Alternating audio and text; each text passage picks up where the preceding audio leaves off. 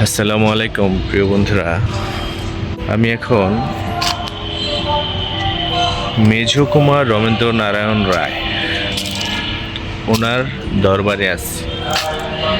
মানে রাজা ভাওয়াল রাজার রাজবাড়িতে। ভাওয়াল রাজার প্রকৃত নাম মেঝো কুমার রবীন্দ্র নারায়ণ রায়। উনি একজন রাজা ছিলেন। তো আমরা জানি পৃথিবীর যত রাজা ছিলেন, ভালো রাজা মানে কমই হয়। প্রত্যেকটা রাজাই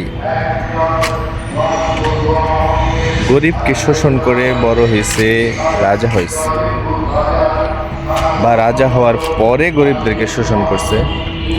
এখন আমার প্রশ্ন, প্রিয় বন্ধুরা, প্রশ্ন হচ্ছে মেঝো কুমার রবীন্দ্র নারায়ণ রায় মানে হচ্ছে ভাওয়াল রাজা।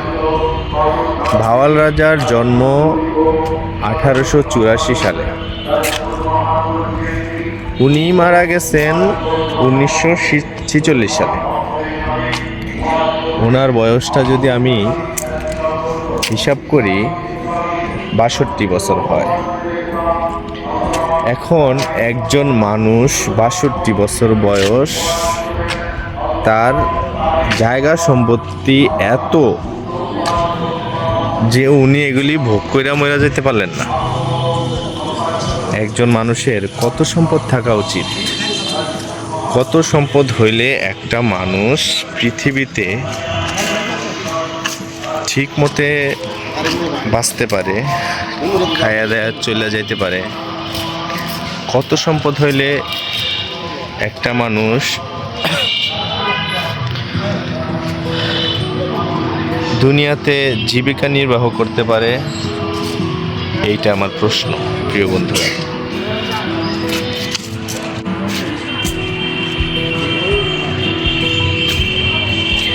প্রিয় বন্ধুরা, আপনারা একটু দেখেন, এটা হচ্ছে ভাওয়াল রাজার রাজবাড়ি।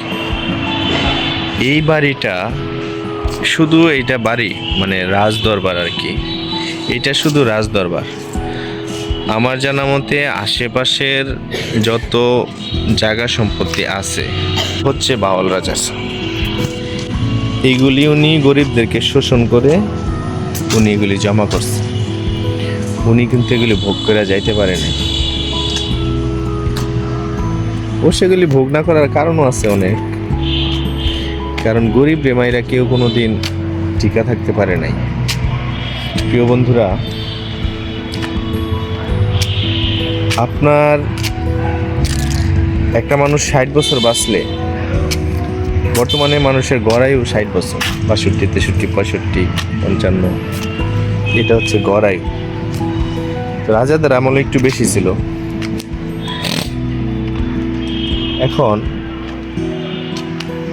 একজন মানুষের এত সম্পদ, উনি কিন্তু সম্পদগুলি নিয়ে যেতে পারেন।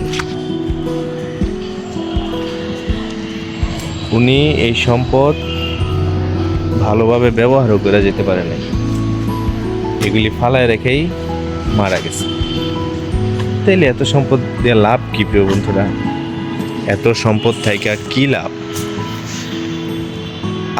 আপনি একটু হিসাব করবেন, আপনার 1 পুরুষ, 2 পুরুষ, 3 পুরুষ, মানে আপনি, আচ্ছা আমি আমাকে বলি, আমি, আমার বাবা, আমার দাদা, আমার ছেলে হিসাব করবে, আমার ছেলে, তার বাবা, আমি, তার দাদা মানে আমার বাবা। এই 3 পুরুষের বাহিরে, 3 পুরুষের পরে যায়া কেউ আর কাউকে মনে রাখে না। যেমন আমি আমার দাদার নামটা বলতে পারি, তার বাবার নাম কিন্তু বলতে পারি না। তাহলে এই 3 পুরুষ, যদি 3 পুরুষ মানুষ, মানে একটা মানুষের 3 পুরুষও যদি কামাই না করে, তার কত টাকা থাকা উচিত এই 3 পুরুষের খাওয়ার জন্য? এর বাইরের টাকা, এর বাইরের সম্পদগুলো আপনি কি করবেন? যেখানে 3 পুরুষের পরে আপনাকে কেউ মনেই রাখতেছে না, তাহলে এত সম্পদ আপনার কিসের দরকার? প্রিয় বন্ধুরা, এটা কিন্তু ভাববার বিষয়।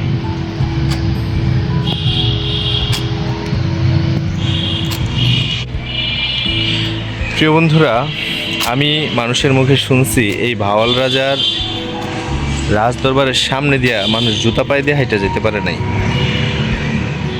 অথচ এই ভাওয়াল রাজা কিন্তু এখন নাই। তাহলে এত অহংকার কিসের আমাদের? আমরা কেন অহংকার করব, যেখানে 50 বছর পর আমাদের কোনো অস্তিত্বই থাকে না?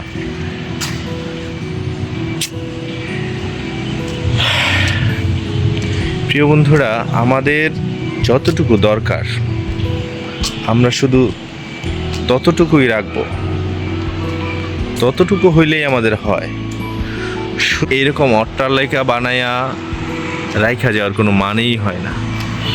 শুধু শুধু এরকম অট্টালিকা এখানে ফালায় রাইখা মানুষের প্রতি অন্যায় করে এগুলি রোজগার করার কোনো প্রশ্নই আসে না। আমি আমার স্ত্রী সন্তানের মুখে ভাত দিব, তাদের খাবার দায়িত্ব আমার, খাওয়ানোর দায়িত্ব আমার। সেগুলি আমি পাপ পথে ইনকাম কইরা এইভাবে একটা সময় ফালায় রেখা তো আমাকে চলেই যাইতে হবে। তাহলে কেন আমি পাপ করব?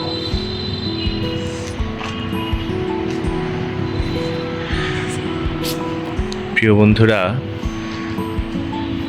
আগের আমলে ছিল রাজা, আগের আমলে রাজারা এরকম করত, গরিবদেরকে মেরে নিজের গোলা ভরত, নিজের একটা রাজা রাজা মানে ভাব নিয়ে চলতো। প্রিয় বন্ধুরা, এখন তো রাজা নাই, এখন আছে রাজাদের মতোই আরো অনেক মানুষ বের হয়েছে, প্রভাবশালী মানুষ, যারা শুধু শুধু পাপ করে, শুধু শুধু অন্যায় পথে টাকা ইনকাম করে, শুধু শুধু অন্যায়ভাবে রোজগার করে স্ত্রী সন্তানদেরকে খাওয়ায়, নিজেরা খায়, অথচ এগুলি তাদের দরকার নাই। প্রয়োজনের বাইরে আপনার যেটা প্রয়োজন সেটা থাকার পর বাইরে আর বাড়তি যা আছে ওগুলো একটু আপনার দরকার নাই। শুধু শুধু পাপ পথে এগুলি কামাই করার কোনো প্রশ্নই আসে না। প্রিয় বন্ধুরা, তো প্রিয় বন্ধুরা, আজকে আপনাদেরকে ভাওয়াল রাজার সম্পর্কে কিছু বললাম। আমার এই কথাগুলি শুধু ভাওয়াল রাজা কে উদ্দেশ্য করে নয়, এই কথাগুলি পৃথিবীর সমস্ত মানুষের জন্য যারা আমার এই ভিডিওটা দেখবেন।